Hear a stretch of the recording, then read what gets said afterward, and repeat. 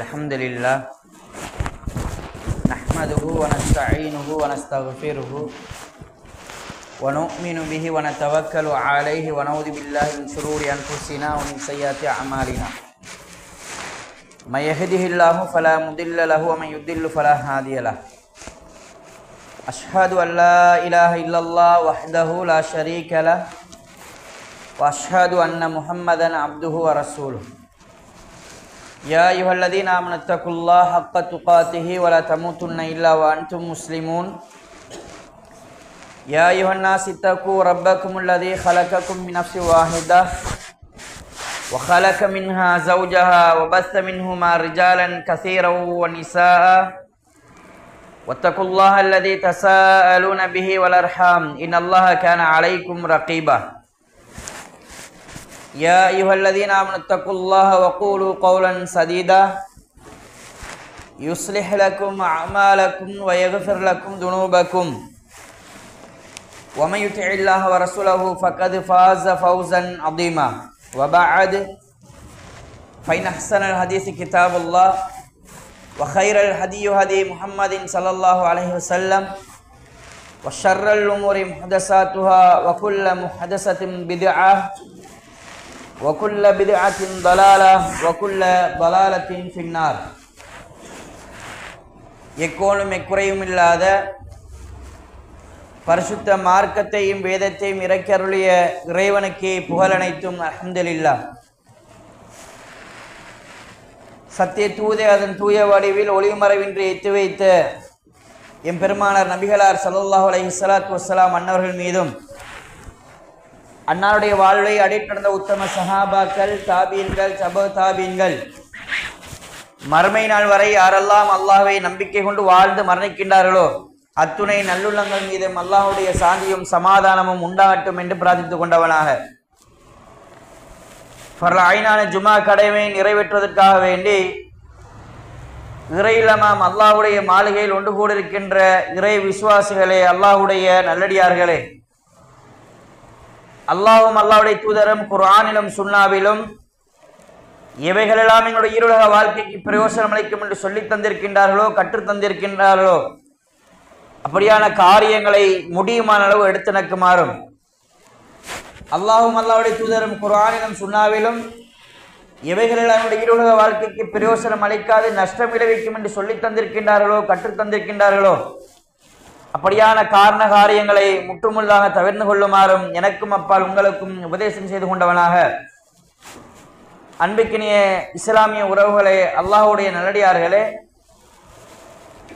ஒரு மனிதனுடைய வாழ்வு என்பது 3 வகைகளிலே காணப்படுகின்றது.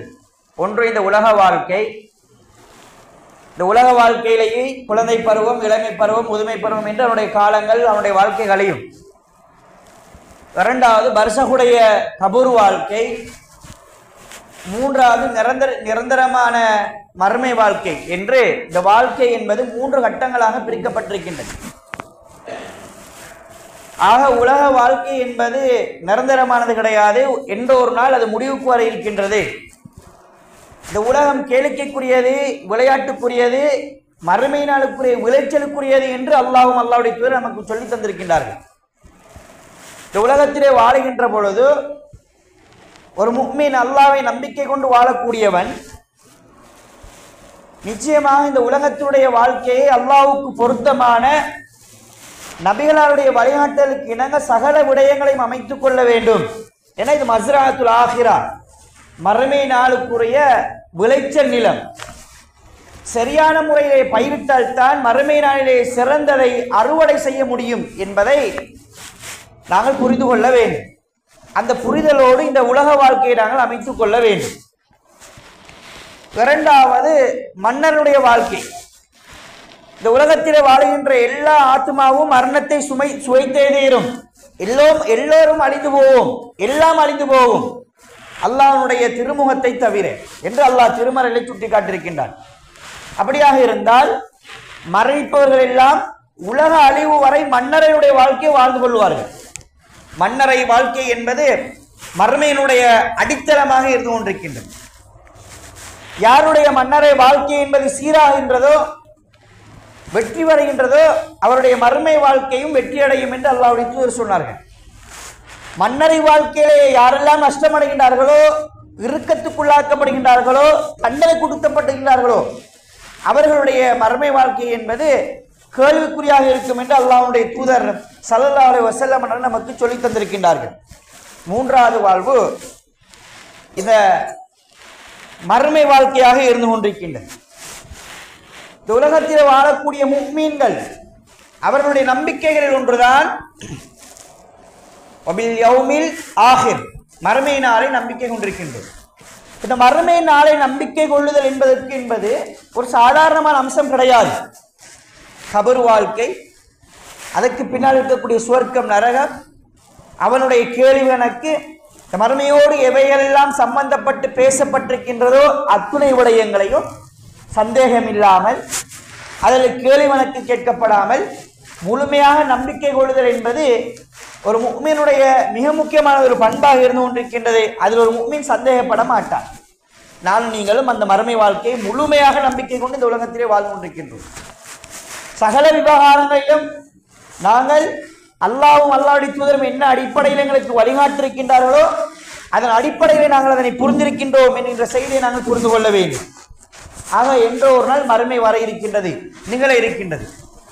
மத்தா ஸாஆ என்று அல்லாஹ்வுடைய தூதரத்திலே கேள்வி கேட்கப்பட்ட பொழுது, மறுமை நாள் எப்போது நிகழும் என்று கேள்வி கேட்கப்பட்ட பொழுது, இல்முஹா இந்தல்லாஹ், அதனுடைய அறிவு என்பது அல்லாஹ்விடத்தில் இருக்கின்றது.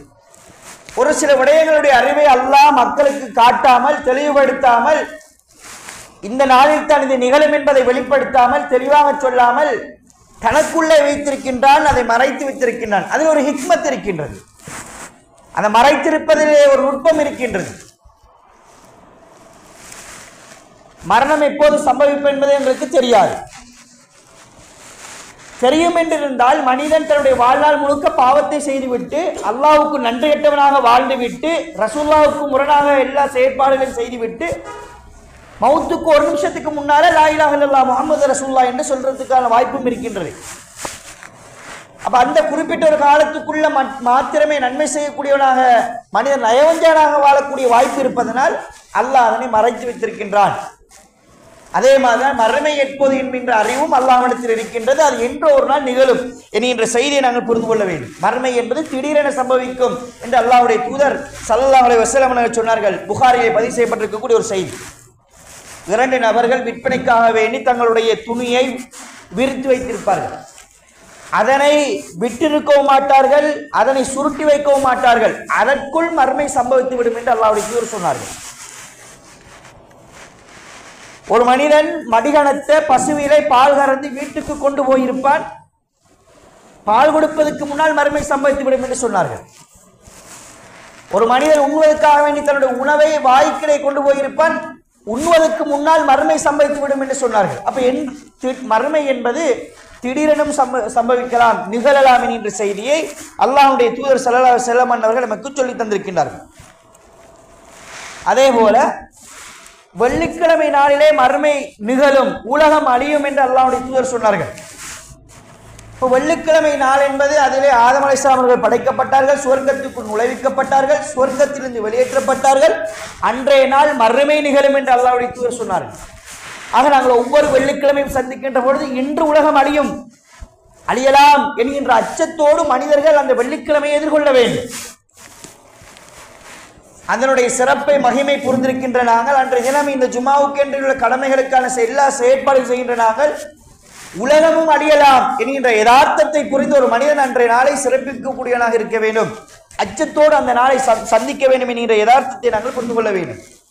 அதே போல மறுமை நிகழ்வதற்கென்று அல்லாஹ்வுடைய தூதர் ஏராளமான சிறிய அடையாளங்களை சொல்லி தந்திருக்கின்றார்கள். அதுகள் நடைபெற்றுக் கொண்டிருக்கின்றது. சிலவைகள் நடைபெற்று முடிந்துவிட்டன, சிலது நடைபெற்றுக் கொண்டிருக்கின்றது, சிலது நடைபெற இருக்கின்றது. ரசூலுல்லாஹ் மறுமை நிகழ்வதற்கு 10 பெரிய அடையாளங்களை சொல்லி தந்திருக்கின்றார்கள். அந்த அடையாளங்கள் ஒன்று நிகழுமாக இருந்தால் ஏனைய 9 அவசரமாக நிகழ்ந்து மறுமை சம்பவித்து விடும். அந்த மறுமை நிகழ்வதில் ஒன்றுதான் சூர் ஊதப்படுது. முதலாவது சூர் ஊதப்படுகின்ற பொழுது உலகத்தில் இருக்கக்கூடிய எல்லா முடிவுக்கு கொண்டு வரும், உலகம் அழியும் என்கின்ற செய்தியை அல்லாஹு தஆலா திருமறையில் சொல்லித் தருகின்றான், வனுஃபிக ஃபிஸ்ஸூரி ஃபஸஈக மன் ஃபிஸ் ஸமாவாத்தி வ மன் ஃபில் அர்தி இல்லா மன் ஷா அல்லாஹ்.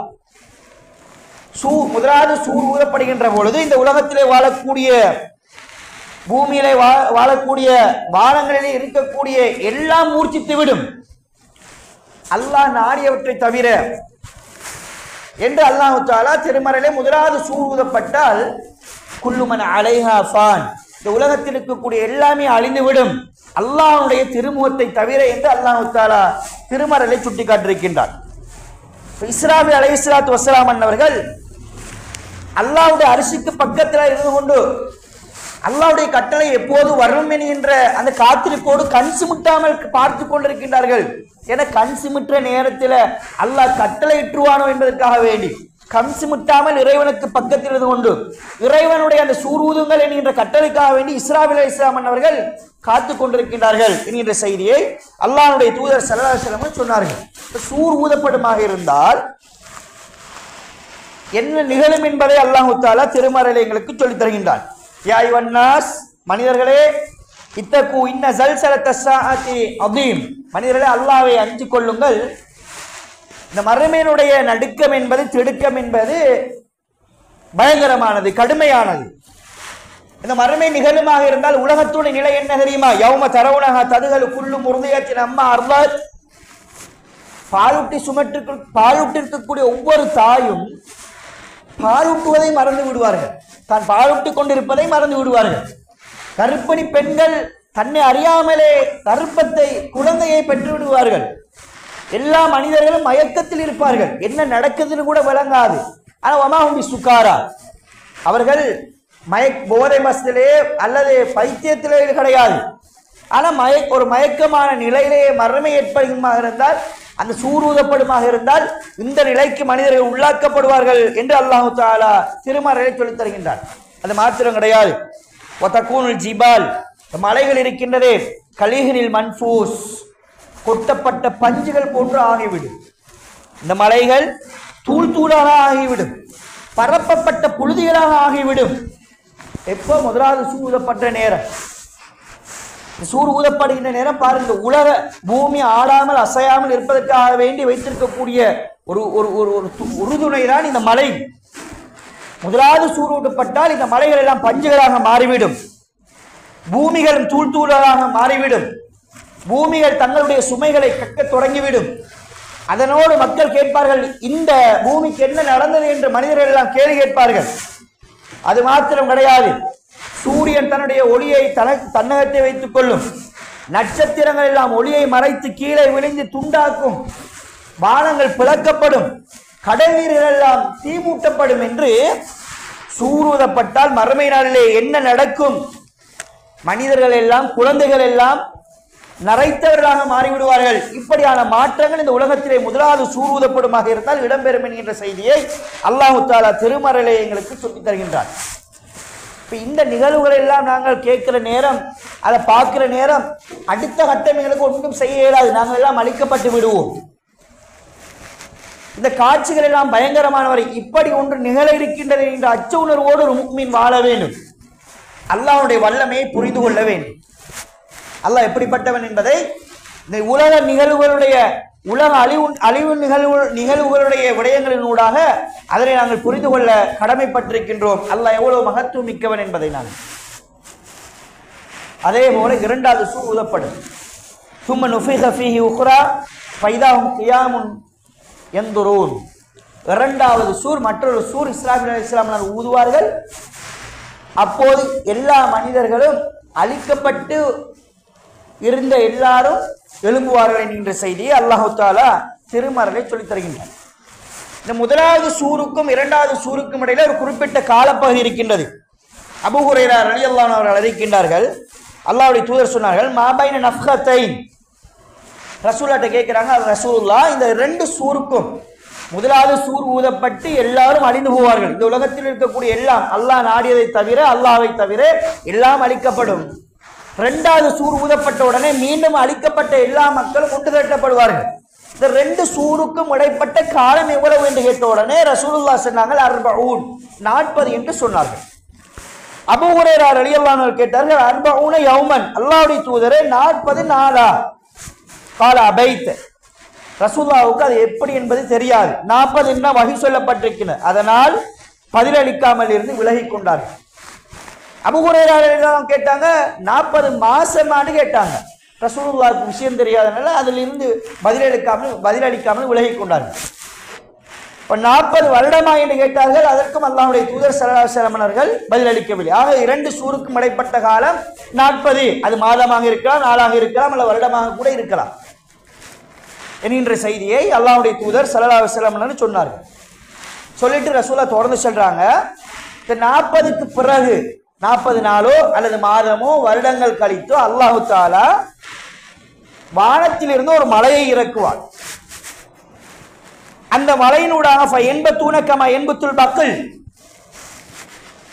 ஒரு காய்ந்து போன பூமியில் வறட்சியான ஒரு பூமிக்கு மழை பெய்தால் எப்படி தாவரங்கள் எல்லாம் செழித்து வளருமோ அதுபோல அந்த மலையின் மூலமாக மரணித்து போன எல்லா மனிதர்களும் எழுப்புவார்கள். இல்லா எபுலா இல்லா அதுமன் வாஹிதன். ஒரு மனிதன் மரணிப்பனாக இருந்தால் அவனுடைய எல்லா எலும்புகளும் முக்கி போய்விடும், கரைந்து போய்விடும், அழிந்து போய்விடும். ரசூலுல்லாஹ் அதை சொல்றாங்க, இல்ல அதுமன் வாஹிதன், ஒரே மனிதனுடைய உடம்பில் இருக்கக்கூடிய ஒரே துண்டை தவிர மற்ற எல்லாமே கரைந்து போய்விடும், அழிந்து போய்விடும், மக்கி போய்விடும். அது துண்டு என்ன? ரசூலுல்லாஹ் சொன்னாங்க, ஓஹோ அஜிபு தனப், அதுதான் உள்வாள் என்கின்ற எலும்பு. உள்வாள் எலும்பு அதாவது மனிதனுடைய முதுகந்தண்டனுடைய வேர்பகுதி, இது அழியாது. இப்ப இந்த மழை பெய்தல் மூலமாக அந்த வேர்த்தண்டில் இருந்து அந்த உள்வாள் என்ற எலும்பு துண்டிலிருந்து எல்லா மனிதர்களும் எழுப்பாட்டப்படுவார்கள் என்று அல்லாஹ்வுடைய தூதர் ஸல்லல்லாஹு அலைஹி வஸல்லம் அவர்கள் சொன்னார்கள். படைப்புகள் எல்லாம் அந்த துண்டுகளின் மூலமாக மீண்டும் எழுப்பாட்டப்படுவார்கள். 2வது சூருக்கு பின்னால் எல்லா மனிதர்களும் எழுப்பாட்டப்படுவார்கள். ஆதம் அலைஹிஸ்ஸலாத்து வஸ்ஸலாம் முதல் கடைசியாக இந்த உலகத்தில் வாழ்ந்து மரணிக்கக்கூடிய எல்லா மனிதர்களும் அந்த 2வது சூருக்கு பின்னால் எழுப்பாட்டப்படுவார்கள். அன்றைய நாள் நபிமார்கள், நல்லவர்கள், கெட்டவர்கள், ஆண்கள், பெண்கள் எல்லோரும் நிர்வாணிகளாக, ஹத்னா செய்யப்படாதவர்களாக, செருப்பில்லாதவர்களாக எழுப்பாட்டப்படுவார்கள். ஆயிஷா ரலியல்லாஹு அன்ஹா கேட்டார், அல்லாஹ்வுடைய தூதரே, அன்றைய தினம் மக்கள் மற்றவர்களை பார்க்க மாட்டார்களா என்று கேட்கப்பட்ட பொழுது ரசூலுல்லாஹ் சொன்னார்கள், அது அப்படியான ஒரு நாள் கிடையாது, மிக பயங்கரமானது ஒரு நாள். அந்த நாளில் பிறரை பார்ப்பதற்கு ஒரு எண்ணம் கூட அந்த மனிதனுக்கு வராது. உலகத்தில் தேவனை நாங்கள் கண்ட காட்சிகளை, மோசமான விடயங்களை ஆசையோடு ஆர்வத்தோடு பார்க்கலாம். அந்த நாள் என்பது பயங்கரமானது. மனிதன் தன்னை பற்றி நினைத்து கவலைப்படக்கூடிய, அச்சப்படக்கூடிய ஒரு சூழ்நிலை. அந்த எண்ணமே மற்றவர்கள் நிர்வாணிகளாக இருக்கிறார்கள், அவரை பார்க்க வேண்டும், ரசிக்க வேண்டும், ஆசைப்பட வேண்டும் என்கின்ற எண்ணமே அவரிடத்தில் இல்லாது என்று அல்லாஹ்வுடைய தூதர் ஸல்லல்லாஹு அலைஹி வஸல்லம் அவர்கள் சொன்னார்கள். அந்த நிலையிலே 2வது சூர் ஊதப்பட்டு மழை பொழியப்பட்டு அந்த விழா எலும்பின் மூலமாக எழுப்பாட்டப்படக்கூடிய மனிதர்கள் ஒவ்வொரு விதமாக எழுப்பாட்டப்படுவார்கள் என்று அல்லாஹ்வுடைய தூதர் ஸல்லல்லாஹு அலைஹி வஸல்லம் அவர்கள் சொன்னார்கள்.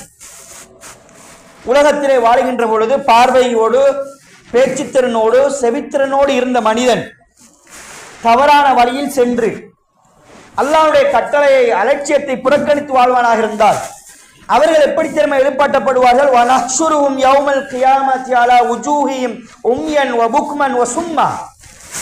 உலகத்தில் வாழ்கின்ற பொழுது செவிப்புலன், பார்வை, பேச்சு எல்லாம் இருந்த மனிதன் அல்லாஹ்வுக்கு நன்றி கட்டவனாக, அல்லாஹ்வுடைய கட்டளை மாறு செய்து வாழ்ந்ததன் விளைவாக பார்வையற்றவனாக, குருடனாக, செவிடனாக அந்த நாள் எழுப்பாட்டப்படுவான் என்று அல்லாஹ் தஆலா சொல்லித் தருகின்றார். இந்த செய்திகள் என்ன நிலையிலே மனிதர்கள் எழுப்பாட்டப்படுகிறார்கள் என்பதை புரிந்து கொண்டு நாங்கள் எந்த நிலையில் எழுப்பாட்டப்படணும் என்பதை ஆசை வைத்துக் கொள்ள வேண்டும். ரசூலுல்லாஹ் சொன்னார்கள், எந்த நிலையில் ஒரு மனிதன் மரணிக்கின்றானோ அதே நிலையில் மனிதன் எழுப்பாட்டப்படுவான் என்று அல்லாஹ்வுடைய ஒரு செய்தியை சொல்லியிருக்கிறாங்க. ரசூலுல்லாஹ் ஸ்பெஷலாக சில விஷயங்களை சொல்லி இன்ன மனிதர்கள் உருமாற்றம் பெற்று எழுப்பாட்டப்படுவார்கள். அதாவது வேற வகையில கண் தெரிந்தவன் அல்லாஹ்வுக்கு நன்றி கெட்டவனாக வாழ்வதன் மூலமாக கண் பார்வை அற்றவனாக எழுப்பாட்டப்படுகிறான் என்று அல்லாஹ்வுடைய தூதர் ஸல்லல்லாஹு அலைஹி வஸல்லம் எங்களுக்கு சொல்லி தந்திருக்கின்றார்கள். அந்த அச்ச உணர்வு எங்களுக்கு வர வேண்டும். இப்ப நாங்க இந்த உலகத்தில் வாழ்கின்றவர்கள் எல்லாத்தையும் கண்டு வாழ்ந்தவர்கள் மறுமை நிகழ்ந்ததற்கு பின்னால் அல்லாஹ்வை பார்க்கக்கூடிய பாக்கியத்தை நாங்கள் இழப்போமாக இருந்தால் எங்களை விட துர்பாக்கியசாலி வேறு யாருமே கிடையாது. எனவே அந்த செயற்பாடுகளை புரிந்து கொண்டு அதிலிருந்து எங்களை பாதுகாத்துக் கொள்ள வேண்டும். அதே போன்று மார்க்க கடமைகளை அலட்சியம் செய்து அல்லாஹ்வுடைய திக்ருடைய நினைவுகள் இல்லாமல் அல்லாஹ்வை பற்றிய எண்ணம் இல்லாமல் வாழ்ந்தவர்களும் அல்லாஹ்வை மறந்து வாழ்ந்தவர்களும் புறக்கணித்து வாழ்ந்தவர்களும் மறுமை நாளிலே குருடராக எழுப்பாட்டப்படுவார்கள். அப்ப அல்லாஹ்விடத்தில் கேட்பார்கள், லிம ஹஷர்தனி அமா வகது குந்து பசீரா, யா அல்லாஹ், உலகத்தில் வாழுகின்ற பொழுது நான் பார்வையுடையவனாக இருந்தேன், இப்போது ஏன் என்னை பார்வையற்றவனாக எழுப்பாட்டிருக்கிறாய் என்று கேட்பான். அப்ப அல்லாஹ் சொல்லுவான், உலகத்தில் வாழுகின்ற பொழுது என்னுடைய அத்தாட்சிகள் வசனங்கள் உனக்கு ஓதி காண்பிக்கப்பட்டன, எடுத்து காண்பிக்கப்பட்டது, அதை நீ மறந்து வாழ்ந்தாய், புறக்கணித்தாய், இன்றைய தினம் நீனும் மறக்கடிக்கப்பட்டு விட்டாய், உன்னை நான் புறக்கணித்து விட்டேன் என்று அல்லாஹு தாலா சொல்லுவதாக அல்லாஹு தாலா திருமறையில் எங்களுக்கு சொல்லித் தருகின்றார்.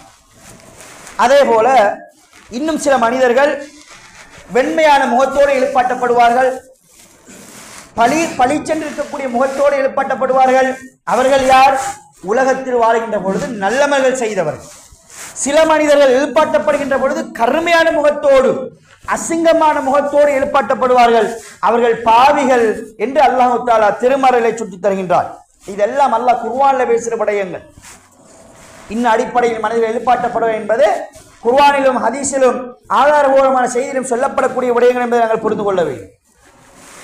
இன்னும் சில மனிதர்களை அல்லாஹு தாலா முகம் குப்புற நடந்து வருவதாக அல்லாஹ் எழுப்பாட்டுவார். அவர்கள் செய்த தீய செயலின் காரணமாக அல்லாஹ்வுக்கு நன்றி கெட்டு இருந்ததன் விளைவாக அவர்கள் முகம் குப்புற எழுப்பாட்டப்படுவார்கள், தலைகீழாக நடந்து வருவார்கள். உலகத்தில் வாழ்கின்ற பொழுது காலால் நடந்தவர்கள் மறுமை நாளிலே முகத்தால நடந்துட்டு வரப்போறாங்க. இப்ப ரசூலுல்லாஹி ஸல்லல்லாஹு அலைஹி வஸல்லம் இடத்துல கேட்கிறார்கள், அல்லாஹ்வுடைய தூதரே,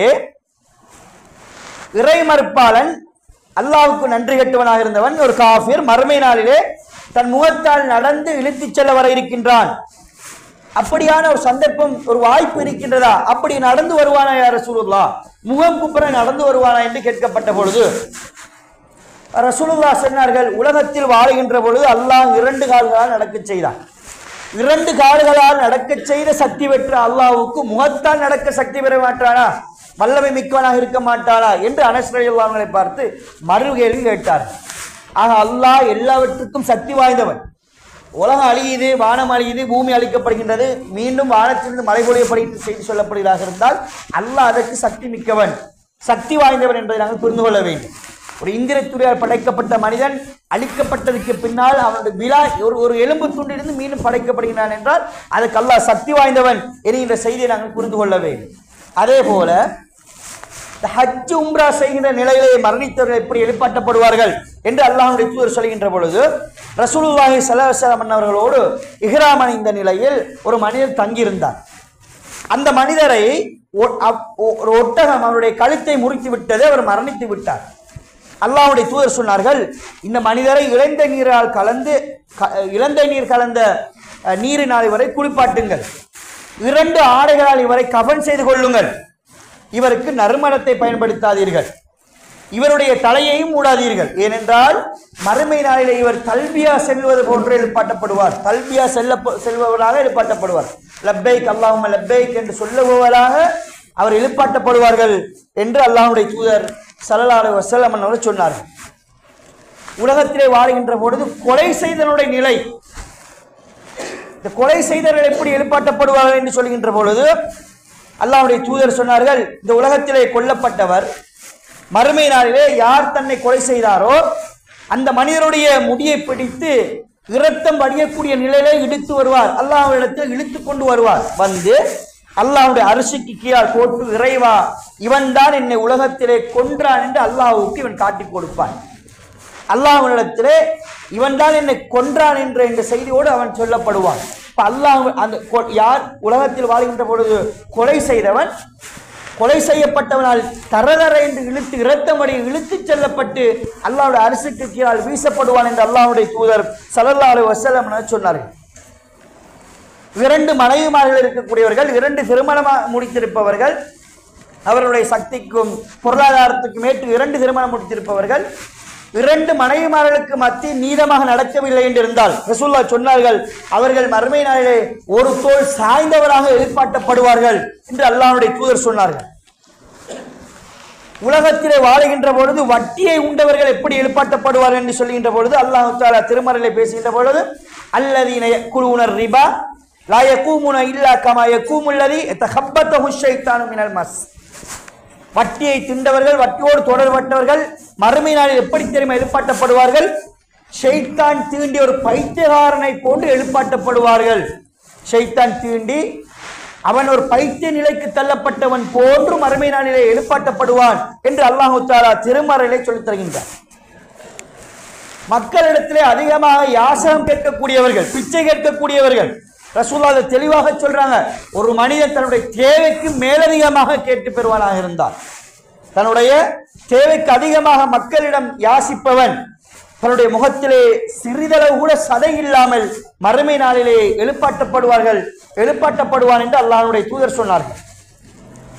உலகத்தில் வாழுகின்ற பொழுது யார் மோசடி செய்தார்களோ, மோசடி செய்தவர்கள் எப்படி எழுப்பாட்டப்படுவார் என்று கேட்கப்பட்ட பொழுது ரசூலுல்லாஹ் சொன்னார்கள், மோசடி செய்வனுக்கு மறுமை நாளிலே அவனுடைய மோசடி என்ன செய்யப்படும்? வெளிச்சம் காட்டப்படும். வெளிச்சம் காட்டப்பட்டு அவனுக்கு ஒரு அடையாள கொடி வழங்கப்படும். மோசடி செய்த இதுக்கான அடையாள கொடி ஒரு வழங்கப்படும். அந்த கொடியை கொண்டு மக்கள் எல்லாம் இன்னாருடைய மகன் இன்னார் இந்த உலகத்தில் வாழுகின்ற பொழுது மோசடி செய்தவன் என்று அந்த கொடியை மூலமாக அடையாளம் காணப்படுவார்கள். அப்படி அவனுக்கு சொல்லப்படும் என்று அல்லாஹ்வுடைய தூதர் சொன்னார்கள். ஒரு கொடி வழங்கப்படும், அந்த கொடியின் மூலமாக எழுப்பாட்டப்படுவான் என்று அல்லாஹ்வுடைய தூதர் ஸல்லல்லாஹு அலைஹி வஸல்லம் சொன்னார்கள். பிறருடைய நிலத்தை அபகரித்து வாழக்கூடியவன் உலகத்தில் வாழுகின்ற பொழுது யார் பிறருடைய நிலத்தை அபகரித்து வாழ்கின்றார்களோ, ரசூலுல்லாஹ் சொன்னார்கள், பிறருடைய நிலத்தில் ஒரு பகுதியை அபகரித்தால் இன்னொரு மனிதனுடைய மனோநிலை பாதிக்கப்படக்கூடிய நிலையில் அனுமதிக்கப்படாத முறையில் தமக்கு சொந்தமில்லாத ஒரு நிலத்தை அபகரிப்பனாக இருந்தால் அவன் நாளை மறுமை நாளிலே 7 நிலங்களை கழுத்தில் மாலையாக சூட்டியவனாக 7 நிலங்களை அதுபோன்று 7 நிலங்களை மறுமை நாளிலே மாலையாக கழுத்திலே சுமந்தவர்களாக வருவார்கள், எழுப்பாட்டப்படுவார்கள் என்று அல்லாஹ்வுடைய தூதர் சொன்னார்கள். ரசூலுல்லாஹ் இன்னொரு செய்தியில சொன்னாங்க, இன்னும் ஒரு சில மக்கள் இருக்கின்றார்கள், அவர்கள் பிரகாசமானவர்களாக கைகால் பிரகாசித்தவர்களாக எழுப்பாட்டப்படுவார்கள். அவர் உலகத்தில் வாழ்கின்ற பொழுது உழு செய்தவர்கள். அது 2வது குத்பால சம்பந்தமான ஒரு சில விஷயங்களை பகிர்ந்து கொள்கின்றேன். கஞ்சத்தனம் செய்பவர்கள் எப்படி எழுப்பாட்டப்படுவார்கள்? உலகத்திலே வாழுகின்ற பொழுது கொடுக்காமல், அல்லாஹ் தந்ததை வழங்காமல் பகீல் பண்ணவர்களுடைய நிலைமை பற்றி அல்லாஹ் பேசுகின்ற பொழுது வலா யஹ்ஸபன்னல்லதீன யப்கலூன பிமா ஆதாஹுமுல்லாஹு மின் ஃபضலிஹி வ கைரன் லஹும் பல் வ ஷர்ருன் லஹும். அல்லாஹ்வுடைய ஃபضல் மூலமாக, சிறப்பின் மூலமாக வழங்கப்பட்டிருக்கக்கூடிய சொத்தை, செல்வத்தை செலவு செய்யாமல், மார்க்கத்துக்கு அர்ப்பணிக்காமல், நல்ல விடயங்களுக்கு செலவு செய்யாமல், இஸ்லாம் சொல்லப்பட்ட வழிமுறைகளிலே செலவு செய்யாமல், ஜக்காத்து கொடுக்காமல், சதக்கா செய்யாமல் வாழக்கூடியவர்கள், தமக்கு அது வழங்காமல் சேமித்து வைத்து இருப்பவர்கள் தமக்கு அது நல்லது என்று நினைத்துக் கொண்டிருக்கிறார்கள். பல்ஹும் ஷர்ரும் லஹும், மாறாக அவர்களுக்கு கெடுதியானதாகும். இவர்கள் சய்யுதவக்கூன மா பகிலு பிஹி யௌமல் கியாமா, எதை கொண்டு பகில் பண்ணி சேமித்து வைத்தார்களோ அதனுடைய அவைகள் எல்லாம் ஒரு அரிகண்டமாக, இரும்பு வளையமாக மாறி அவருடைய கழுத்திலே மாட்டப்படும். அந்த நிலையிலே அந்த மனிதர்கள் எழுப்பாட்டப்படுவார்கள் என்று அல்லாஹ்வுடைய தூதர் ஸல்லல்லாஹு அலைஹி வஸல்லம் சொன்னார்கள். முஅத்தின்கள், பாங்கு செல்லக்கூடியவர்கள் நீண்ட கழுத்துடையவர்களாக மறுமை நாளிலே எழுப்பாட்டப்படுவார்கள். ஷஹீதுகள், அல்லாஹ்வுடைய பாதையிலே உயிர் தியாகம் செய்த மக்கள் என்ன நிலைமையில் எழுப்பாட்டப்படுவார் என்று அல்லாஹ்வுடைய தூதர் சொன்ன பொழுது அந்த மக்கள் இரத்தம் அடைந்தவர்களாக எழுப்பாட்டப்படுவார்கள். என்ன நிலையில் கொல்லப்பட்டார்களோ, இரத்தம் அடைந்தவர்களாக மரணித்தார்களோ அதே நிலையிலே எழுப்பாட்டப்படுவார்கள். ஆனால் அவருடைய இரத்தம் நறுமணம் போன்று, கஸ்தூரி வாசம் போன்று இருக்கும் என்று அல்லாஹ்வுடைய தூதர் சொன்னார்கள். இப்படி நல்லவர்களும் கெட்டவர்களும் ஏதோ ஒரு வகையில் மறுமை நாளே எழுப்பாட்டப்பட இருக்கின்றார்கள் என்கின்ற செய்தியை அல்லாஹ்வுடைய தூதர் அல்லாஹ் எங்களுக்கு ஏராளமான இடங்களில் எங்களுக்கு சொல்லித் தந்திருக்கிறார்கள். நாங்களும் ஒரு நாள் எழுப்பாட்டப்பட இருக்கின்றோம். எழுப்பாட்டப்படுகின்ற பொழுது நாங்கள் நல்லவர்களாக எழுப்பாட்டப்பட வேண்டும், நல்லவர்கள் செய்தி எழுப்பாட்டப்பட வேண்டும் என்ற உணர்வு எங்களிடத்திலே வர வேண்டும். எந்த செய்திகளை நான் கெட்டது கெடுதி என்று சொல்லி மோசமான நிலையில் எழுப்பப்படும் என்று அடையாளப்படுத்தி தந்திருக்கின்றார்களோ அந்த நிலையில் நாங்கள் எழுப்பப்படுவதிலிருந்து எங்களை நாங்கள் பாதுகாத்துக் கொள்ள வேண்டும். அல்லாஹ் தஆலா மறுமை நாளில் எழுப்பாட்டுகின்ற பொழுது நல்லடியார்களாக நல்லவர்களாக நல்ல நிலையில் எங்களை எழுப்பாட்ட வேண்டும் என்ற பிரார்த்தனையோடு நிறைவு செய்கின்றேன். அக்கூலி கௌலி ஹாதா அஸ்தக்ஃபிருல்லாஹ் லி வ லக்கும் வ லிஜமீஇல் முஸ்லிமீன். அல்ஹம்துலில்லாஹ் வஸ்ஸலாத்து வஸ்ஸலாமு அலா ரசூலில்லாஹ் முஹம்மது இப்னு அப்துல்லாஹ் அம்மா பஅத். அன்பிற்கினிய அல்லாஹ்வுடைய நல்லடியார்களே, அருமை சகோதரர்களே, மறுமை நாளிலே இரண்டாவது சூர் ஊதப்பட்டதுக்கு பின்னால் அழிக்கப்பட்ட எல்லா மனிதர்களும் மீள் எழுப்பப்படுவார்கள். எழுப்பப்படுகின்ற பொழுது அவர்களுடைய செயலுக்கு ஏற்றாற் போல உருநிலை மாற்றியோ அல்லது அவர் என்ன நிலையில் மரணித்தார்களோ அதோ நிலையிலேயே எழுப்பாட்டப்படுவார்கள் என்று அல்லாஹ்வுடைய தூதர் சொன்னார்கள். எழுப்பாட்டப்பட்டு மூன்றாவது சூர் ஊதப்படும். இரண்டாவது சூர்ல இரண்டாவது பகுதியாக மூன்றாவது சூர் ஊதப்பட்டு எல்லா மனிதர்களும் மஹ்ஷருடைய மைதானத்தில் ஒன்று சேருவார்கள், ஒன்று கூடுவார்கள். ஒன்று கூடியதற்கு பின்னால் 1 மைல் தூரம் அளவு அவர்களுடைய தலைக்கு மேலால் 1 மைல் தூரம் அளவு சூரியன் கொண்டு வைக்கப்படும். வியர்வைகளால் சில மனிதர்கள் மூழ்கி இருப்பார்கள், சில மனிதர்களுடைய கழுத்து வரை இருக்கும்.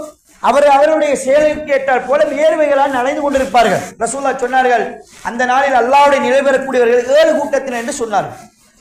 அந்த 7 கூட்டத்தினர் யார் என்பதை தேட வேண்டும். அதற்குரியவராக நாங்கள் எங்களை மாற்றிக்கொள்ள வேண்டும். நாங்கள்லாம் மஹ்ஷர்ல இருப்போம். நாங்கள் முஸ்லீமாக மரணித்தாலும் காபிராக மரணித்தாலும் அல்லாஹ் அந்த நிலையில் எங்களை பாதுகாத்துக் கொள்ள வேண்டும். ஈமானோடு மரணிக்க வைக்க வேண்டும். முஸ்லீமாக மரணிக்கக்கூடிய சந்தர்ப்பத்தை அல்லாஹ் எங்களுக்கு தர வேண்டும். அதற்காக இறைவனிடத்தில் நாங்கள் பிரார்த்தனை புரிய வேண்டும். என்ன நிலையில் மரணித்தாலும் மஹ்ஷரிலே நாங்கள் ஏற்பாட்டப்படுவோம். கேள்வி கணக்கு இருக்கின்றது, விசாரணை இருக்கின்றது. சூரியன் அல்லாஹ் பக்கத்தில் வச்சிருப்பான். அவர்களுடைய செயலுக்கு ஏற்றாற் போல் வியர்வைகளால் மூழ்கிக் கொண்டிருப்பார்கள். இப்ப அல்லாஹ்வுடைய அரிசிலே 7 கூட்டத்தினர் நிலை பெறுவார்கள். அந்த கூட்டத்தில் ஒருவராக நாங்கள் எங்களை உருவாக்கி கொள்ள வேண்டும். அதுல இன்னொரு செய்தியை ரசூலுல்லாஹ் சொன்னாங்க, ஹவுலுல் கௌசர் என்ற நீர்த்தடாகம் இருக்கின்றதே, இந்த நீர்த்தடாகத்திலிருந்து என்னுடைய உம்மத்துக்கு நான் நீர் புகட்டுவேன். அதிலிருந்து 1 மிடர் அளவு 1 துளி நீர் குடித்தால் கேள்வி கணக்கு முடியும் வரை அவனுக்கு தாகமே ஏற்படாது.